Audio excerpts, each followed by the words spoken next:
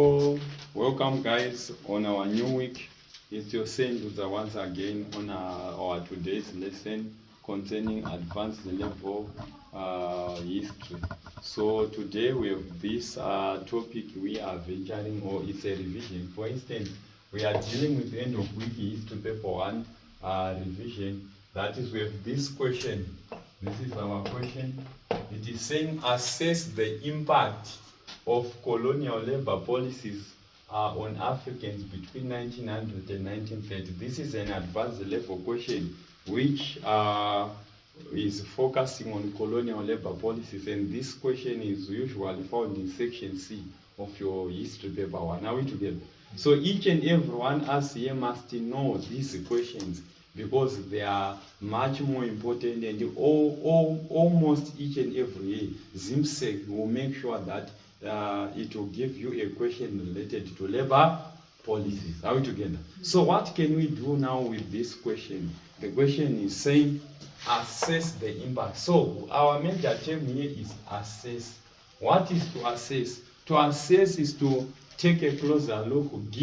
Assessing is to analyze, to take a deep insight concerning the concept in which we are provided with the question. Now we together. For instance, the question says assess the impact of colonial labor policy. When we are talking about impact, always you must know that we are talking about positive and negative impact. So write question interpretation. You say question interpretation, question interpretation. Question interpretation, question interpretation. You say that the question demands candidates. The question demands candidates. The question demands candidates to review the positive and negative impact. To review the positive and negative impact.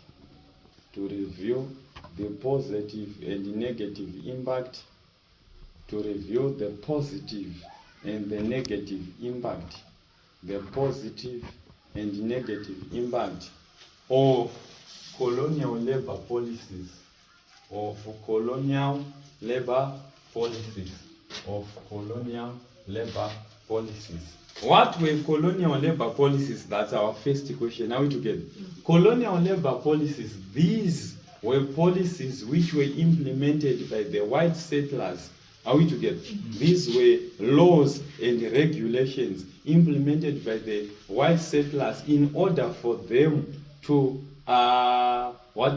cripple the African economic setup, such that the Africans in return they provide labor to them in their farms and mines. Are we together? Yeah. So these were rules and regulations which were provided by the BSAC, that is the British South African Company, in its attempt to control the blacks psychological. It was a psychological effect, because if you give a law and if people they are now complying with that law, at the end of the day you control them to some extent. Are we together? So in this case, to a greater extent, Africans, they were vehemently controlled by these labor policies. Are we together? Yes. So now, our third issue is, you must take note of these years, 1900 and 1930, which means our range is from 1900 to 1930. None above this is not part of our requirement here. Our requirement is to take note of the labor policies which were passed in this period only.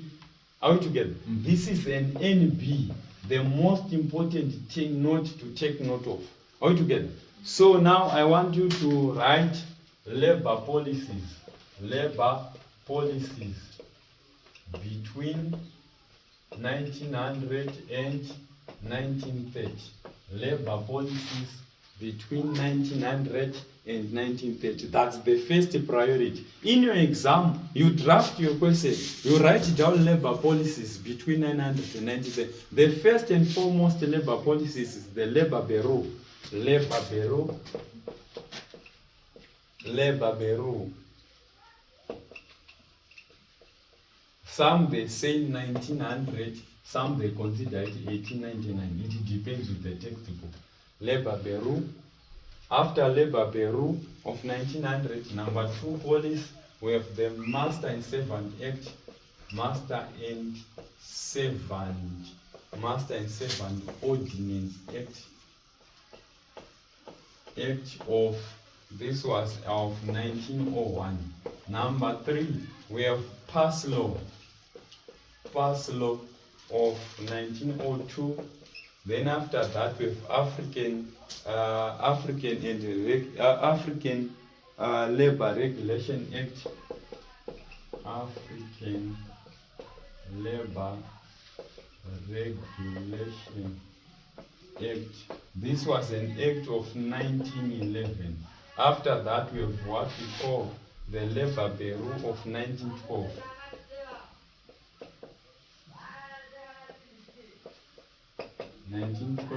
It was revised, so you can combine these two. After that we have what we call the Land Apportionment Act. Land Apportionment of 1930. Some they say 1931, it depends on the textbook. How you get? So as we are having these labor policies, below those labor policies, I want you to divide your book. You write on the other end positive impact and negative impact. So we want to review. So we want to start with the negative impact. Here Africans, they suffered.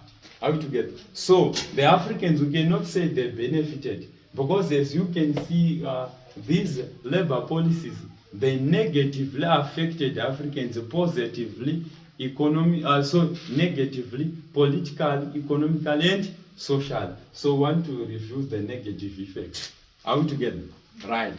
So in this case, what was the labor policy? The Labor Bureau. The Labor Bureau, it was a body, as we agreed last week on our lesson. How to get? The Labor Bureau, it was a body which was governed by what were known as the Native Commissioners.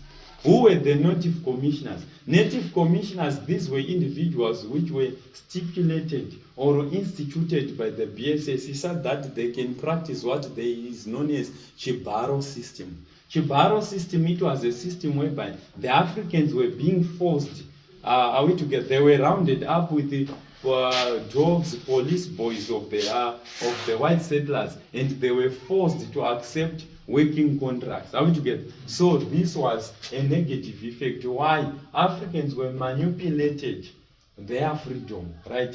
The Labor Bureau of 1900, number 1, it manipulated African freedom. Why? Because they were rounded up and sometimes they were taken by force to work in white farms and mines. So the negative impact we have,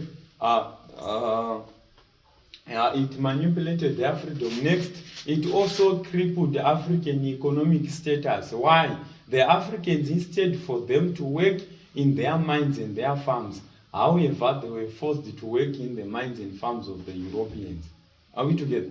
That this is the Labor Bureau. Are we together? Then after that, we have what we call the Masters and Servant Ordinance Act. What was the Master and Servant Ordinance Act? The Masters and Servant Ordinance